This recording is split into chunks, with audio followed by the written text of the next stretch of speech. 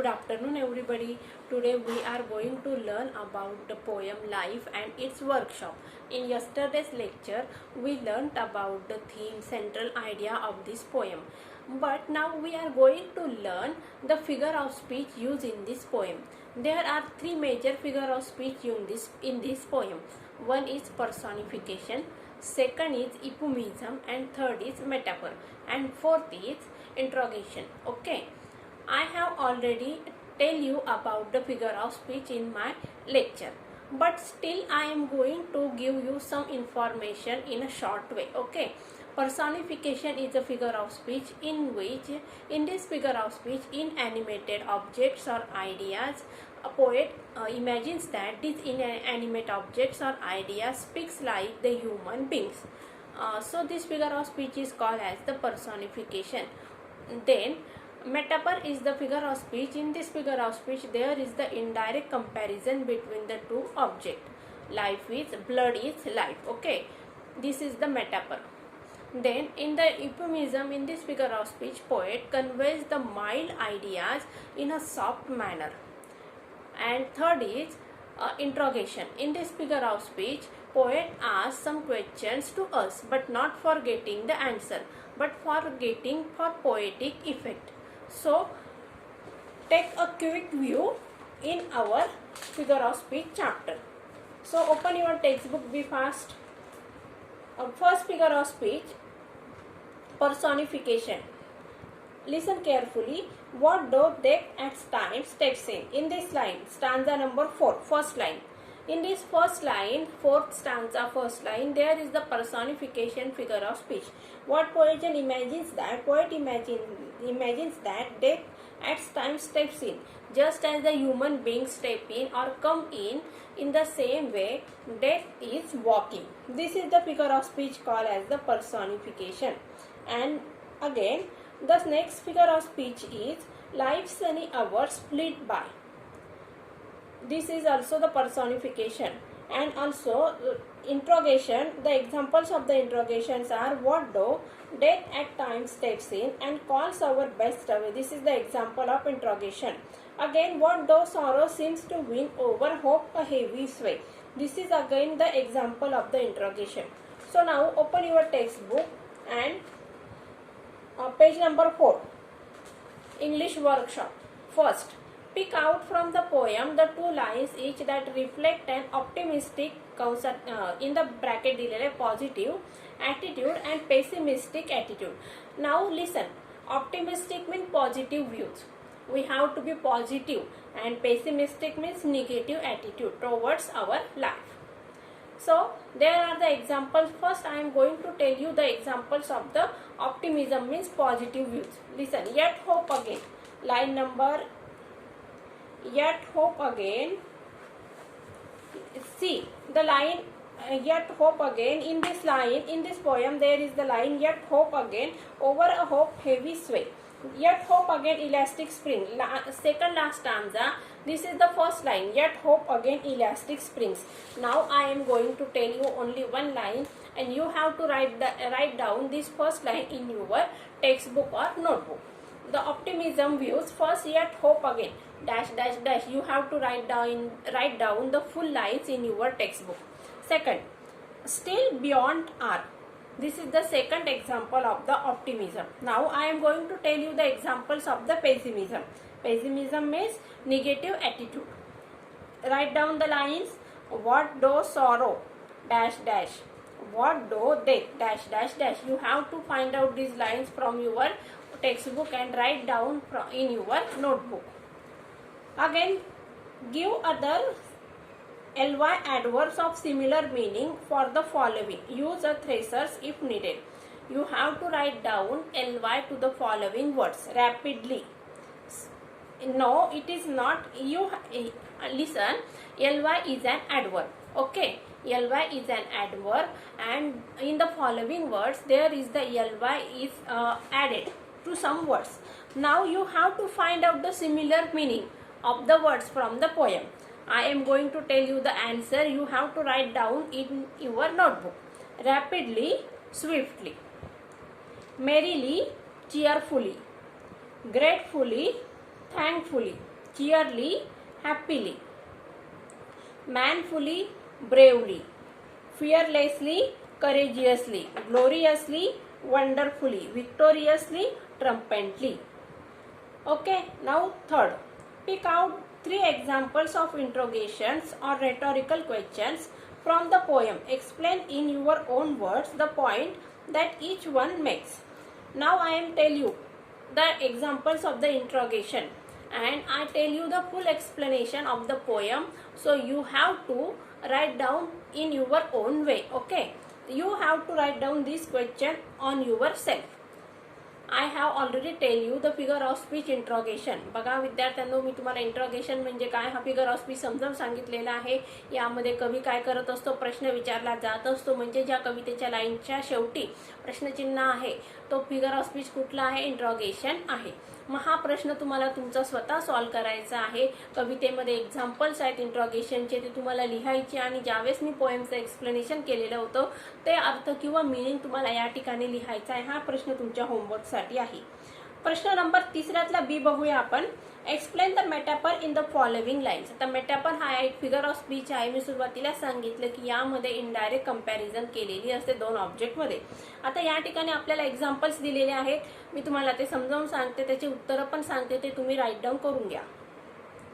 After a little morning rain foretells a pleasant day. या ठिकाणी comparison आहे बघा, मॉर्निंग रेन. आता difficulties and problems are compared with the rain. आता काय केले बघा, या ठिकाणी difficulties and problems in life are compared with the heavy rain and joyous time is compared with the pleasant day. Second example आहे बघा, sometimes there are clouds, problems are compared to the clouds. Third, the shower will make the roses bloom. या ठिकाणी बघा, problems again are compared to the showers. Okay. चौथं, the showers life sunny hours flit by. Happy times are compared to the sunny hours. या ठिकाणी बघा, happy times in our life is compared to the sunny hours in our life. C, तिसऱ्यातलं C बघूया. Pick out for the examples of personification. What is personified in each. आता या ठिकाणी मी तुम्हाला काय करणार आहे, एक एक लाईन सांगणार आहे, त्या तुम्ही या ठिकाणी शॉर्टमध्ये पुस्तकात नोट डाऊन करून घ्या आणि नंतर वहीमध्ये फुल फॉर्ममध्ये ते लिहून काढायचं आहे. पहिला आहे बघा, डेथ स्टेप इन. एक्झाम्पल नीट लक्ष द्या, काय सांगितलं मी पहिल्याचं example, death step in. Second example सांगते बघा, sorrow seems to aim, sorrow seems to win. Sorry, काय सांगितलं सेकंड एक्झाम्पल मी, sorrow seems to win. Third example, can courage quell despair. Third example बघा, can courage quell despair. Fourth example आहे, yet hope again. Yet hope again. हे 4 example सांगितलेत मी तुम्हाला शॉर्टमध्ये, ते तुम्हाला नंतर फुल फॉर्ममध्ये किंवा पूर्ण लाईन्स तुम्हाला तुमच्या वहीमध्ये नोट डाऊन करून घ्यायच्या आहेत. पुढचा प्रश्न बघा, D. And calls our best away is a gentle way of expressing and unpleasant ideas of love one dying. It is an example of euphemism. Think and write down 3 or 4 ways which we can express the idea of death in a tactful and gentle manner. बघा, इप्युमिझम हा एक figure of speech आहे. यामध्ये म्हणजे वाईट गोष्टी किंवा घटना कवी इतक्या सौम्य पद्धतीने सांगत असतो की आपल्याला लक्षात पण येत नाही की कवीने वाईट गोष्ट आपल्यापर्यंत किंवा वाईट घटना आपल्यापर्यंत सांगितलेल्या आहेत. मग या ठिकाणी डेथ म्हणजे काय, आपल्या आयुष्यामध्ये आलेली सगळ्यात दुःखद अशी घटना असते. ज्यावेळेस आपले नियर आणि डिअर किंवा आपले नातेवाईक यांचा मृत्यू होत असतो त्यावेळेस माणसाला सगळ्यात जास्त धक्का बसत असतो.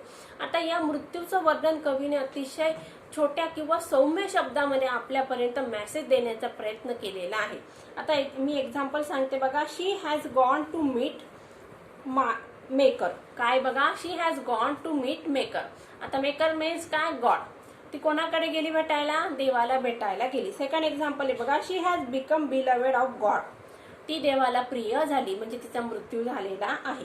Third, he has completed his work on this earth. Third example काय बघा, he has completed his work on this earth. त्याने या पृथ्वीवरचं आपलं काम पूर्ण केलं. चौथा एक्झाम्पल आहे बघा, the person has pass away. The person has pass away. आलं लक्षात. मग आता पुढचा चौथा प्रश्न बघा, and that's how I realized that courage and hope can help me overcome any major mishap and problems in life. Write an episode experience from your own life that ends to the above conclusion. आता या चौथ्या प्रश्नामध्ये काय विचारलंय बघा, तुमच्या आयुष्यामध्ये असा काही एखादी घटना घडली असेल किंवा प्रॉब्लेम झालेला असेल, पण त्या प्रॉब्लेममध्ये तुम्ही आशादायी आहात आणि त्या आशादायी घटनेमुळे किंवा तुमच्यामध्ये जे काही पॉझिटिव्ह व्ह्यूज होते त्या पॉझिटिव्ह व्ह्यूमुळे तुम्ही त्या प्रॉब्लेममध्ये सॉल्व्ह केलेला आहे किंवा त्या प्रॉब्लेमवर ओव्हरकम मिळवलेला आहे, विजय मिळवलेला आहे, अशी एखादी घटना तुम्हाला या ठिकाणी लिहायची आहे. समजलं विद्यार्थ्यांना? आता एक काम करा, पेज नंबर 1 काढा, म्हणजे सेकंड लाईफचं वॉर्मिंग अप काढायचं आहे आपल्याला. आता या ठिकाणी तुम्हाला एक महत्त्वाचा प्रश्न मी समजावून सांगणार आहे, ॲक्रॉस्टिक. बघा आता मी बोर्डवर लिहिते ॲक्रॉस्टिक आणि ते कसं करायचं ते पण समजावून सांगते.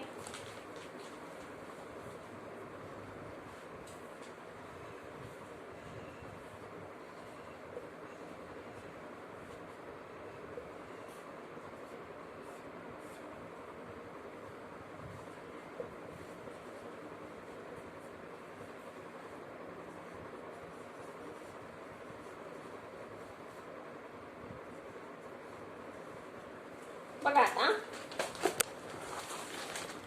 या ठिकाणी आपल्याला बघा लाईफ LIF.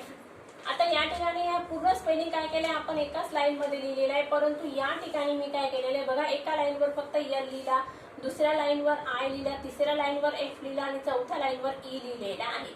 मग आता या ठिकाणी त्याच्याशी रिलेटेड आपल्याला काय लिहायचे, वर्ड्स लिहायचे आहेत. L पासून रिलेटेड झालं का लाईफ, या ठिकाणी आपण लाईफ पण घेऊ शकतो.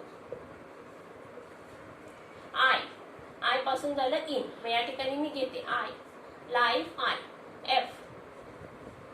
आता फ्रीडम मी घेणार या ठिकाणी फ्री.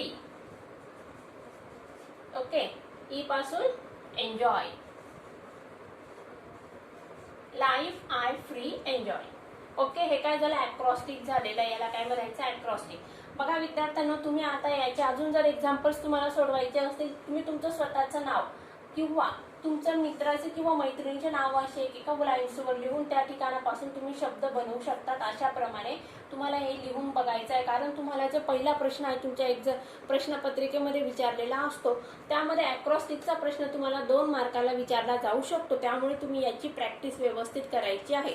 हा प्रश्न तुम्ही 8वीच्या प्रश्नपत्रिकेत पण सॉल्व्ह केलेला आहे, परंतु एकदा आपल्याला परत रिव्हिजनसाठी याची प्रॅक्टिस सेट तुम्ही सोडवून बघा किंवा याच्याशी रिलेटेड वर्ड्स बघा आणि ते सोडवण्याचा प्रयत्न करा.